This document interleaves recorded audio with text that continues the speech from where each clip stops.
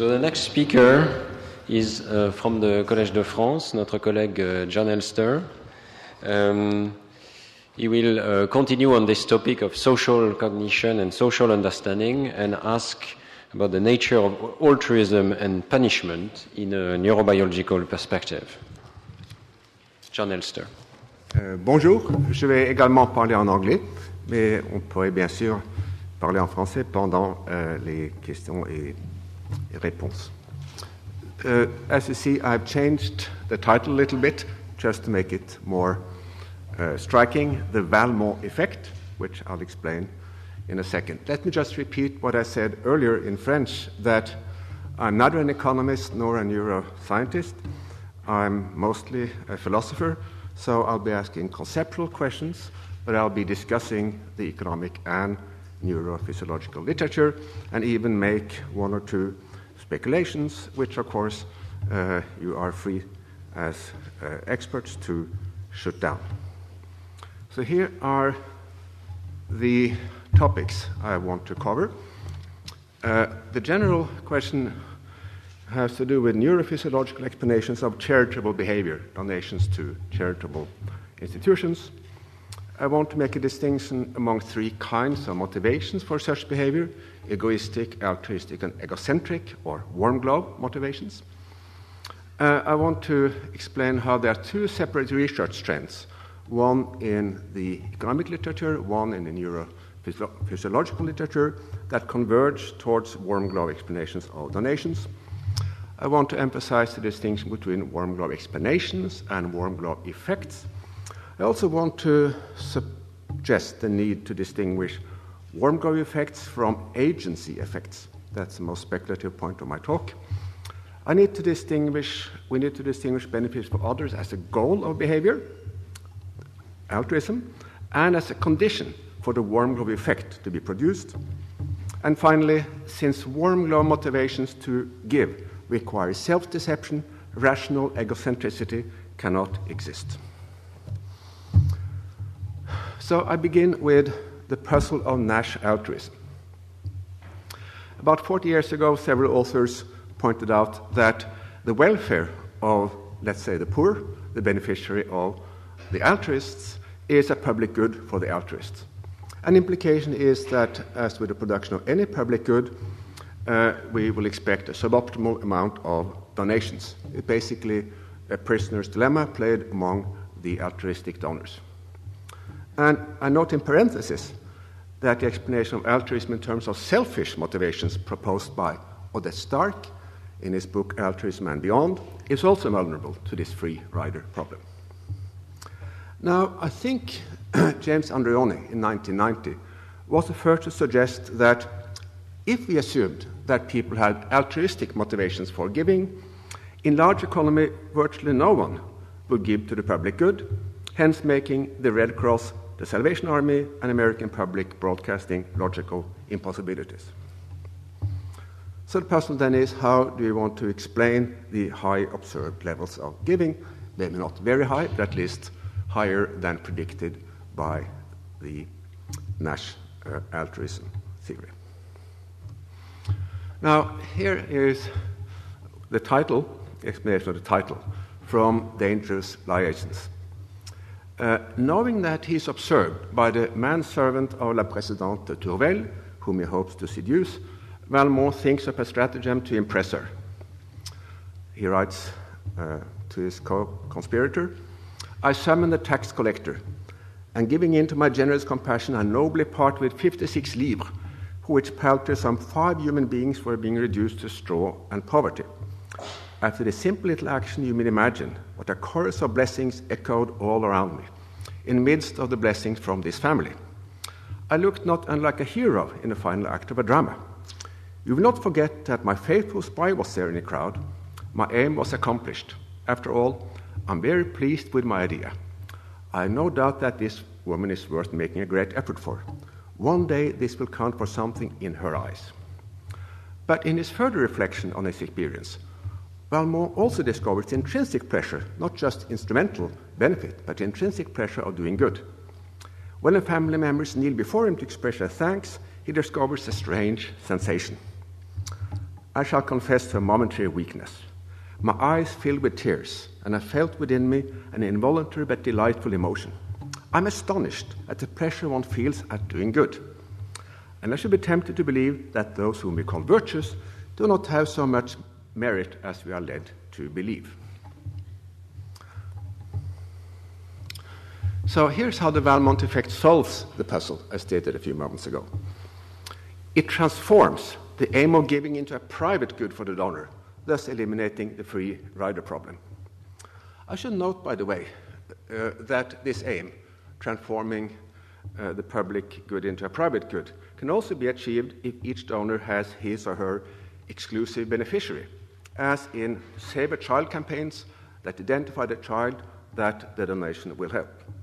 And as noted by Kolm in his classic work on the topic, in ancient regime, each noble family had its poor. Now, here are some examples among many.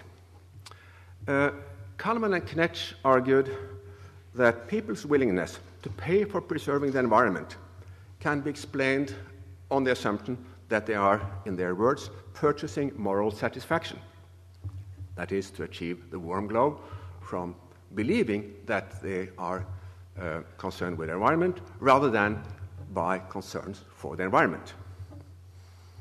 Palfrey and Prisby, using public good experiments, conclude that the warm glow effect has a strong explanatory force, but altruism virtually none.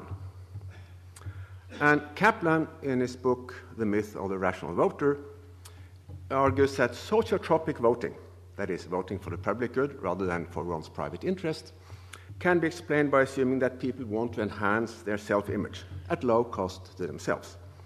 And as he says explicitly, the cheaper morality is, the lower the cost of morality, the more people buy of it, as with any other good. Now, here are some doubts. First, some doubts about Nash altruism. Since the equilibrium in this case does not consist of dominant strategies, it will be realized only if people know how much others are giving. And the empirical question is, do they? I think that is highly questionable, although I have no data on the matter. Now, another doubt arises when we consider fairness motivations. It seems to me, again based just on personal, casual observation, that after natural disasters, there's often a snowball effect, so that people give more when the donations of others are highly publicized. We read in the newspapers, we hear on TV about how many dollars or euros were collected the previous day, and then people feel motivated to give themselves. And there are also some natural experiments to this effect. In Bogota, the imaginative mayor, Antanas Mokus, showed on real-time television the total consumption of water during a water crisis, so that people could know that others were saving, and thereby, in fact, were motivated to save themselves. Now, it seems to me that the warm glow effect in cases like these will predict the opposite. That is, when others give more, you will give less, assuming, plausibly, I think, that you don't feel so good about giving if many others do give. And altruism, of course, would also predict the opposite, because if many others give, and assuming decreasing marginal utility in the beneficiary, your donation makes less of an impact. Now, here's a conceptual point, which I'd like to insist on. Can small sacrifices produce the warm glow? And I refer in particular to several articles by Prelek and Brodner on credible self-signaling. I believe a large sacrifice may be needed to make one feel good about oneself. One cannot make oneself believe one is an altruist by giving 25 cents to the beggar on the corner.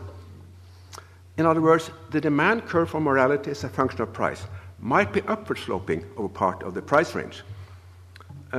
But in this case, how can we distinguish between the warm glow effect and altruism if the warm glow effect requires that some good be done for others?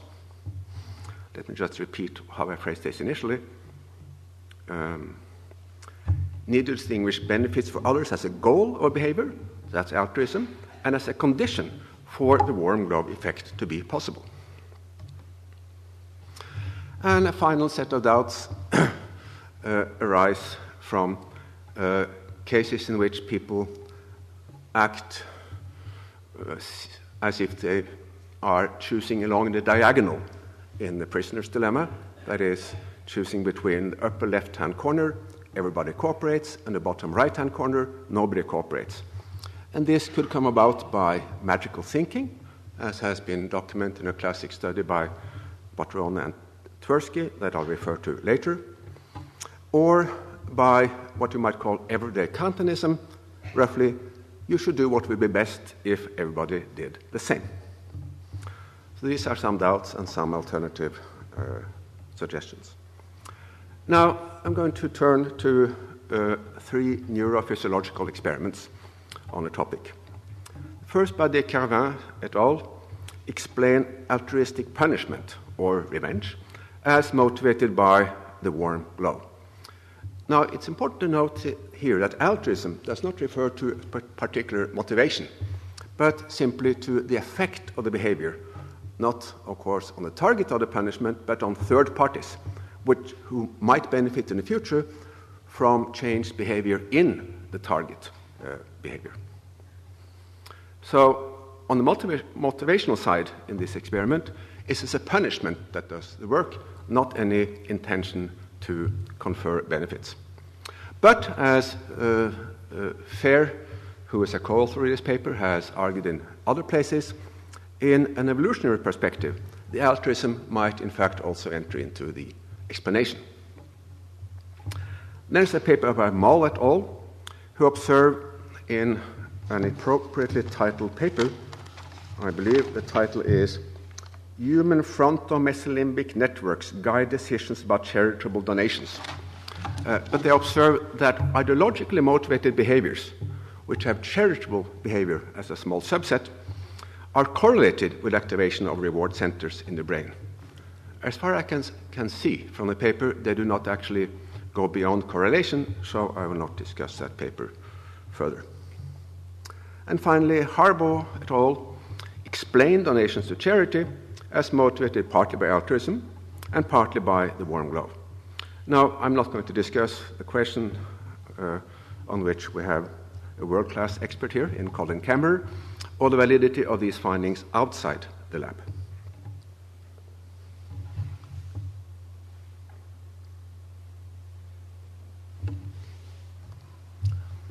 So, here's one question. Is the warm glove a motive for behavior or simply a side effect of behavior? That is also the question of explanation versus correlation or causation, intentional causation versus correlation.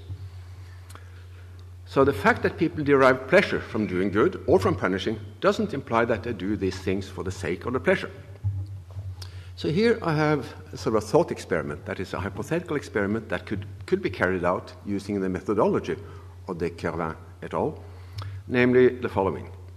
Suppose instead of two-party punishment, as in the Dehaene experiment, you used third-party punishment, where one person A punishes another person B for something bad that B did to a third party C. Now, in that case, the motivation for punishment would not be personal, as in revenge, but the desire, presumably, to see justice be done. And the question is whether the pleasure, assuming we observed it, from seeing justice being done, by pleasure I mean activation of reward centers in the brain, a phrase that I have no idea what it means, but I know it means something. It can mean 50 different things, I believe. Anyway, would activation of the reward centers in the brain be motive for or a side effect of the action? Now, a little complication I want to introduce is the following. In this hypothetical experiment, suppose that subjects do feel more pleasure when punishing B for unfair behavior towards C than when observing B being punished by D or by C. If their only concern was C, that justice be done, these two conditions should be identical with respect to activation of reward centers. But suppose they do feel more pleasure when they do the punishment themselves. My question is how we could tell whether they would be motivated by the warm glow or by what you might call the agency effect that explains why subjects experience more pleasure when they obtain a monetary reward by pressing a button to get it than when the same reward is dropped in the lap. This seems to be a widely observed finding. And I'm wondering whether the subject and Harbaugh et al. Might also be motivated by an agency effect of this kind. And conjecturally, very conjecturally, the distinction, excuse the typo, between this effect and a warm glow effect might be related to that between wanting and liking. Now, economists like, it seems, warm glow theorists for two reasons. One can be brought out by the quote from Frank: "The flint-eyed researcher fears no greater humiliation than to have called some action altruistic, only to have a more sophisticated colleague later demonstrate that it was self-serving." Now, even if the sophisticated colleague cannot show that the action was selfish in a strict sense of promoting some objective material interest of the agent, he might still show his tough-mindedness by claiming that the action was egocentric, for instance, by producing a warm glow. Moreover, the egocentric hypothesis might seem to account better for the known facts than either the selfish hypothesis or the altruistic one, since, as I said earlier, the egocentric assumption allows us to turn the public good into a private one. Well, this sophistication comes at a price. Because an egocentric warm glow motive for giving must be unconscious. One cannot, and I believe this as conceptual cannot, not an empirical cannot, feel good from doing good if one believes that one is doing good only to feel good. It would be a bit like trying to bribe somebody to tell you that you are smart or beautiful. It just can't be done.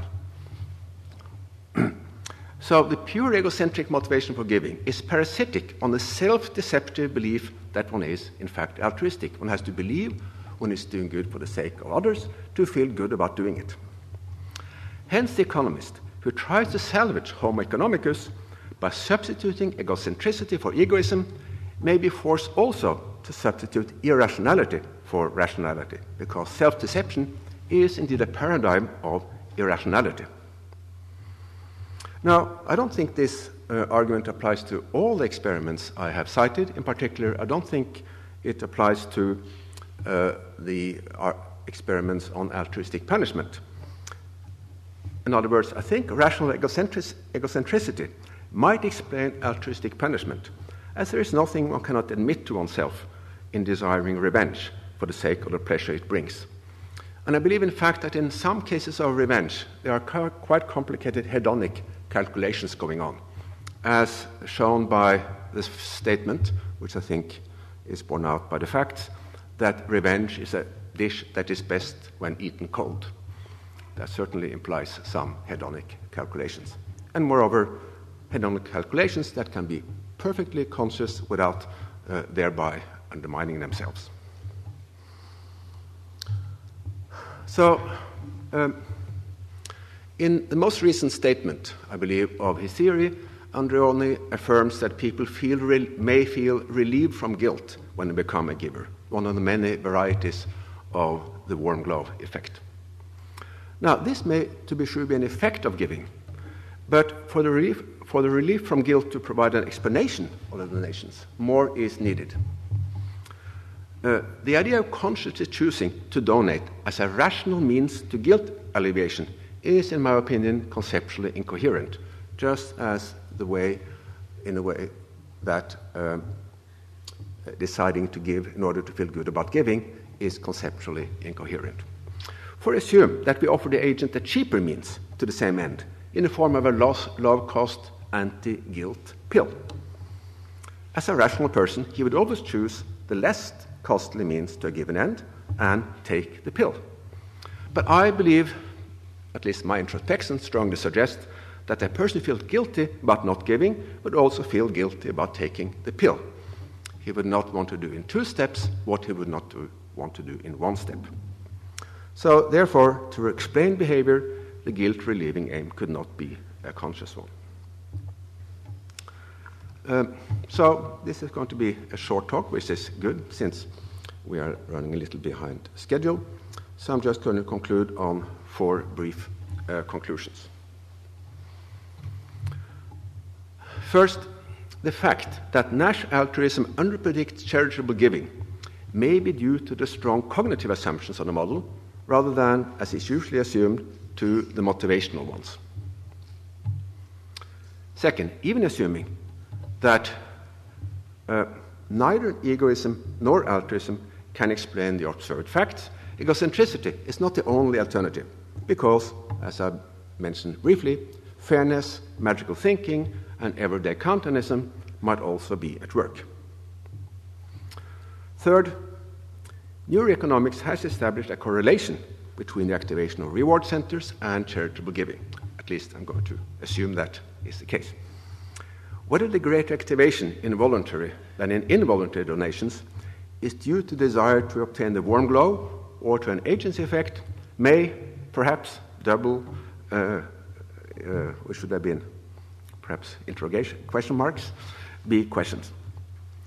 And finally, if we retain the assumption of egocentric motivations, we may have to give up that of rationality, contrary to a recent claim by Mayer, Tarboe, and Tankersley in the, what's it called?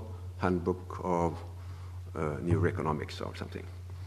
Now, I believe that more work needs to be done on self-signaling to tease out the extent to which one may rationally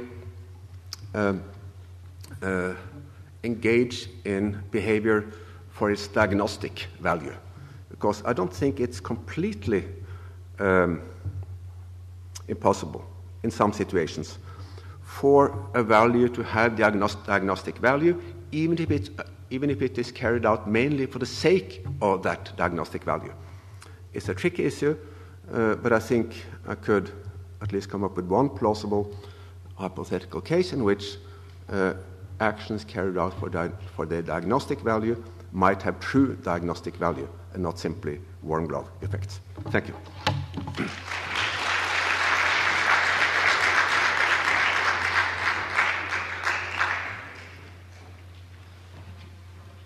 Well, thank you for a very thought-provoking lecture. In a very short period, you introduced many subtle and sometimes paradoxical concepts. I'm sure there are many questions. Jean-Pierre. Have you investigated the effect of imitation in this context? Because the warm glow effect has something to do with the relationship of how the other behave and how I think the other feel about you and so on and so forth. And in addition, my second question, can you test these ideas? Because I think it's a very, in fact, constructive notion to push this notion of warm glow effect. But if you isolate people and ask them to do a task, either by looking at each other or ignoring each other, then you may easily test, make the distinction, or easily maybe not, but you may at least try to make a distinction between the agency effect and the warm glow effect. Well, let me answer the first question first. In the article I just referred to from the 2009 handbook, Mayer, Arbo, and Tankersley do in fact argue that prestige, social prestige, could be one source of the warm glow effect. Now, I would say that egocentricity comes in 2 main varieties. There is the desire to impress an external audience and a desire to impress the internal audience, le fort intérieur. I define the warm glow effect, that's just my definition, as an effect that comes from impressing the internal audience. And I think that is the way in which it's mostly used. I think, for instance, that Andreoni does not include prestige among the sources of the warm glow effect. In fact, I think that there are, in fact, two social phenomena we need to distinguish. There is desire to look better than others, to give more than others because of prestige, and there is a shame associated with giving less than others. Apparently, in rich American circles, there's a social norm of giving, which means that people who don't donate to charitable causes are ostracized by their circle. So that's, let's say, shame avoidance, not glory seeking. But all these social motivations, which are important, I would try to separate from warm glow, strictly speaking. Well, there is a brief reference to the agency effect, not in using that language, but in substance, in the Harbaugh et al. 2007 paper. I do not quite understand why they do not consider it as a rival explanation to the warm glow explanation. That's probably because I know too little about the neuroscience involved. I've not seen any experiments designed to show up that difference. Now, in the Harbaugh et al. Experiment, the two main conditions are voluntary donations and accepting or mandatory donations, which a subject can either accept or express disapproval of. And the point is, there's a surplus activation of the reward centers in a voluntary condition, which they claim to be due to the warm glow effect, and I'm just questioning whether it might not be this agency effect. But what do I know? It seems like that if you analyze altruism according to the cognitive constructs that you've elucidated here, and you try and dissociate it into different cognitive processes, it seems like you end up in a very interesting but rather paradoxical state of affairs. And that seems to be one of the results that I've got from your talk. Is that fair enough?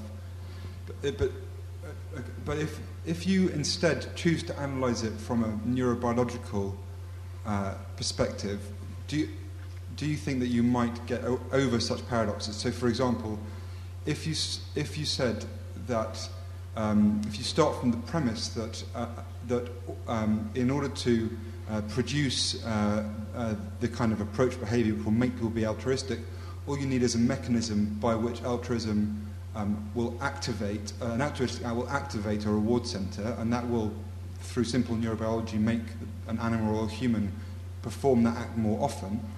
And then all you then need is an evolutionary reason why altruism is useful, and then you will end up with an evolutionary mechanism by which altruism does evoke a response in the reward centers, and then that explains the existence of altruistic behavior. Yeah. I think that was what you just said was in some sense implicit in what I said, because it is quite possible that doing good for others does produce a warm glow effect that has this reinforcing effect that you talked about. And that is consistent with the belief that you are in fact doing it for the sake of others.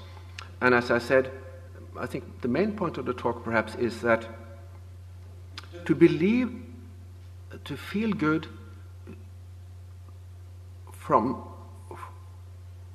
to derive pleasure from the belief that you're doing good for others, you have to believe that you're actually doing something good for them. So that's why cheap altruism doesn't work. But why? That's sort of the heart of what I was asking. Why do you have to consciously analyze in any way why you're taking an act?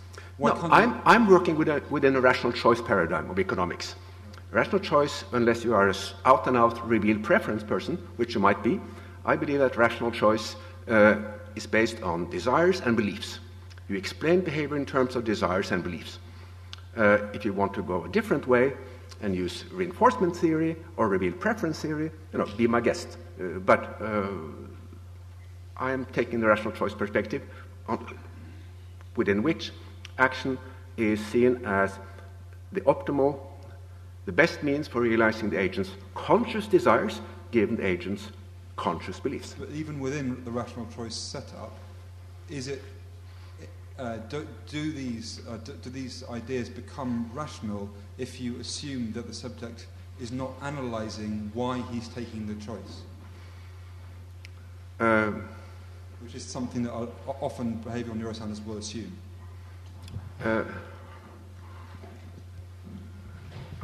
I'm not sure I understood that comment. Well, so the argument for lack of rationality is that you cannot get a warm glow effect if about somebody else, about an action towards somebody else, if you yourself believe that the action is to cause that warm glow effect, because because then the action isn't benefiting somebody else, benefiting you, right?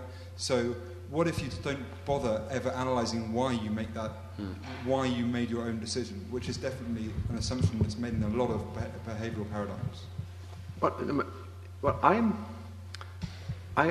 I believe that these economists whom I'm criticizing think that we act consciously for the sake of the warm glow effect. Actually, maybe if I can prolong that question, I was very surprised to learn that indeed there would be in theory this dependency between rational choice and conscious choice. Because I thought that rational choice could be modeled mathematically in even in computer choices that would have nothing to do with conscious choice, just about the rational evaluation of the expected utility, essentially. And from the point of view of the cognitive scientist, it seems to be not at all contradictory, and in fact probably just obvious that many of these motives are non-conscious, because we have to work very hard in cognitive science to discover how they work. So if we were conscious of them, we could just introspect and verify how they work. Right?